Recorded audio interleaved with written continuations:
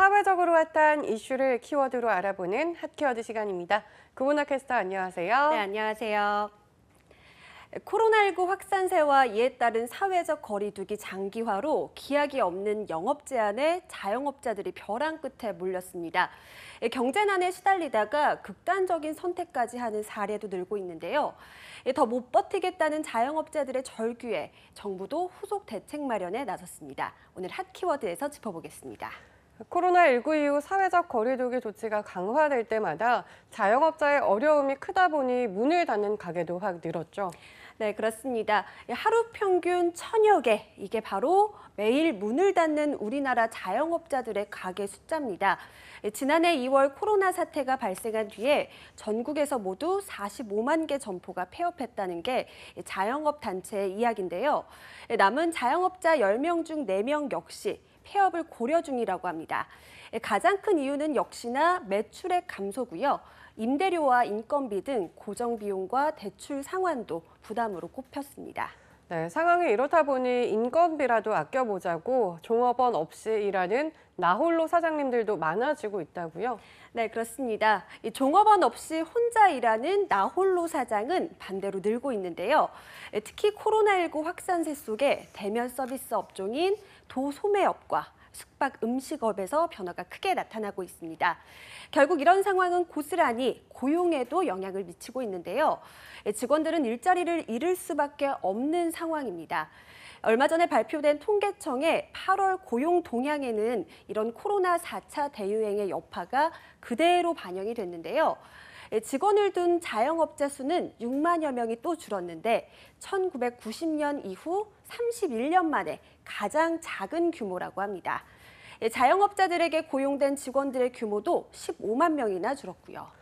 네, 결국 자영업자들이 극단적 선택을 하기까지 이런 현실, 정부도 무겁게 받아들이고 있을 텐데요. 어떤 대책을 내놨을까요? 네, 우선은 이달 말로 끝나는 중소기업과 이 소상공인들의 대출 만기 연장, 그리고 이자 상환 유예 조치를 내년 3월까지로 다시 연장하기로 했는데요. 현재 자영업자 대출의 경우는 3월 말 기준으로만 봐도 전 금융권에서 831조 원이 넘었을 정도입니다. 증가율은 가계대출보다 훌쩍 높고 또 고금리 대출 비용도 커지는 추세고요. 여기에 지난달 기준금리도 인상이 돼서 이자 상환 부담은 더 커진 만큼 이 정부의 대책이 당분간 숨통을 트여줄 것으로 보입니다. 여기에 이제라도 손실보상을 위한 이 정부 부서를 만들기로 한 점도 환영할 만한 일인 것 같습니다. 그렇다면 이에 대해 자영업자분들은 어떤 반응을 보이고 있나요? 지금은 온도차가 좀 있습니다. 자영업자분들은 이런 지원책으로 소득이 늘어나는 것도 아니고 그렇다고 세금이나 대출을 탕감해주는 것도 아니지 않냐는 건데요. 자, 왜냐하면 앞서 살펴본 것처럼 고정적으로 지출되는 임대료와 또 인건비 부담이 가장 감당하기가 버겁기 때문입니다. 돌이켜보면 코로나19 사태 초기 착한 임대인 제도가 도입되기도 했는데요. 자발적인 선의에 의해서 기대할 수밖에 없다는 점에서 한계가 있습니다. 그런 만큼 자영업자들에게는 지금 당장 도움이 되는 실질적인 지원책이 필요하다는 게 전문가들의 조언입니다. 그래서 이제 다음 달 자영업자에게 손실보상금이 지급이 되는데요. 이 기준을 두고 견해차가 조금 있습니다. 어떻게 진행되고 있나요? 네, 자영업자들의 반발은 여전합니다. 정부는 손실보상 대상을 집합 금지와 또 영업시간 규제 업종으로만 한정 짓자는 입장이지만 자영업자들은 인원 제한에 따른 손실도 보상을 해야 한다고 보기 때문입니다. 손실액을 산정하는 것도 정부는 최근 매출 감소액으로 검토하고 있는 걸로 알려져 있는데요. 업종에 따라서는 수수료 등 비용을 뗀 영업 손실액을 기준으로 하는 게 맞다는 반론도 나오고 있습니다.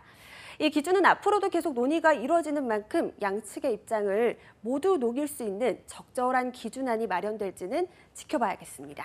네, 사실 자영업자들이 가장 바라는 건 근본적으로 강도 높은 거리두기가 바뀌길 바라는 게 아닐까 싶은데요. 네, 맞습니다. 우선 기존의 획일적인 영업시간과 인원 제한 지침에서 벗어나서 업종별로 또 위험도별로 핀셋 대응을 해야 한다는 의견이 나옵니다. 예컨대로 감염 고위험 또 저위험 시설을 구분해서 위험도가 낮은 시설의 경우는 영업시간을 자정까지 풀어준다거나 혹은 아예 제한을 풀어주자는 건데요.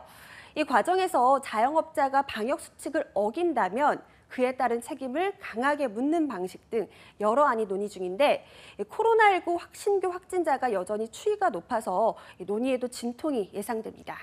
네, 위드 코로나로 코로나19 방역 조치가 완화될 때까지 벼랑 끝 자영업자들이 버텨낼 수 있는 합리적인 지원책 마련이 추가적으로 신속하게 이뤄지길 바라보겠습니다. 지금까지 핫키워드 고분아 캐스터였습니다. 고맙습니다. 고맙습니다.